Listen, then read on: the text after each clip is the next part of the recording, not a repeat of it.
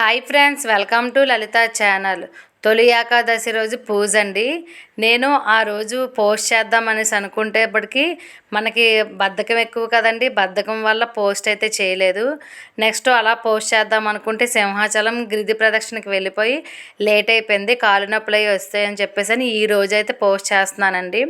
నేను ముందుగా అయితే స్టవ్ అయితే క్లీన్ చేసుకొని పసుపు రాసి బొట్లు పెట్టుకున్నానండి. ఎందుకంటే లక్ష్మీదేవి కాబట్టి స్టవ్కే ముందు మనం చేసుకోవాలి. నెక్స్ట్ ఏమో గడపకైతే పసుపు రాసి బొట్లు అయితే పెట్టుకున్న తర్వాత నేను దారమందం మీద అయితే ఇలా డిజైన్ అయితే వేసుకున్నాను. ఈ డిజైన్ వేసుకున్న తర్వాత పసుపు కుంకుమ అయితే వేసుకొని మనకి ఆవు పేడ కానీ దొరికితే ఆవు పేడ పెట్టి ఇంటి ముందున ప్లేస్ ఉంటే కల్లాపు జల్లుకొని ముగ్గు పెట్టుకుంటే చాలా మంచిదండి. మన ఇంట్లోకి లక్ష్మీదేవి అయితే వస్తుంది.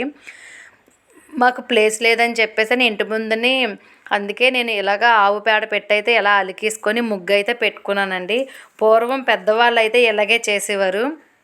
అందుకోసం నేను కూడా ఎప్పుడు ఇలాగే చేస్తాను. మా అమ్మాళ్ళు కూడా చేస్తారు. నేను ఫస్ట్ నుంచి కూడా ఇలాగే చేస్తానండి.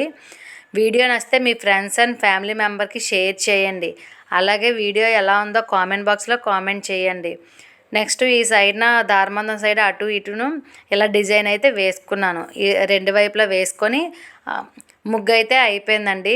అయిపోయిన తర్వాత నెక్స్ట్ ఒక పీట పెట్టుకొని పీట మీదేమో అరిటాకు వేసుకొని పచ్చటి అరిటాకు వేసుకొని వెంకటేశ్వర స్వామి ఫోటో పెట్టుకొని వెంకటేశ్వర స్వామి లక్ష్మీదేవి ఫోటో అయితే పెట్టుకొని లక్ష్మీదేవికేమో విరజాజులు దండ వేసుకొని వెంకటేశ్వర స్వామికేమో చాలా ఇష్టం అండి తులసిమాల అంటే తులసిమాల వేసుకొని నెక్స్ట్ లక్ష్మీదేవికి ముందునైతే ఇలా వాటర్ వేసుకొని వాటర్లో పసుపు జవాది కుంకుమ అక్షింతలు నెక్స్ట్ ఏమో పచ్చకర్పూరం వేసుకొని పువ్వులు వేసుకుంటే చాలా ఇష్టమటండి లక్ష్మీదేవికి. అందుకోసం ఇలా వేసుకున్న తర్వాత ఒక రాగి చెంబులోకి అయితే చెంబు నిండా వాటర్ వేసుకొని పసుపు రాసి బొట్టు పెట్టుకొని పువ్వులైతే ఉంచామండి. ఈ మట్టి ప్రమిదలో చేసాం కదండి, ఆ ప్రమిది మళ్ళీ ప్లేట్ పెట్టి ప్లేట్ చుట్టూ పువ్వులు అయితే అలంకరించుకున్నాం. నెక్స్ట్ తులసమ్మ కూడా పసుపు రాసి బొట్లు పెట్టి దీపారాధన అయితే చేసుకున్నాం.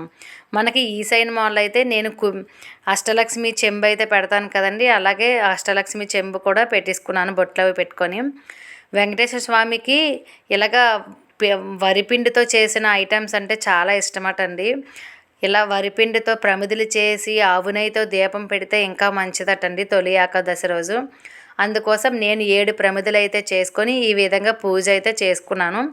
ప్రమిదలు పెట్టిన తర్వాత ప్రమిదల కిందేమో మట్టి ప్రమిదల్లో పెట్టి దీపం అయితే పెట్టానండి. వెంకటేశ్వర స్వామికి నామం బొట్టు కూడా పెట్టుకొని ఆకు చెక్క తాంబూలం అయితే పెట్టేసుకున్నామండి. పెట్టుకొని కొబ్బరికాయ కొట్టుకొని లాస్ట్లో పూజ అయితే అయిపోయింది. హారతి అయితే ఇచ్చామండి.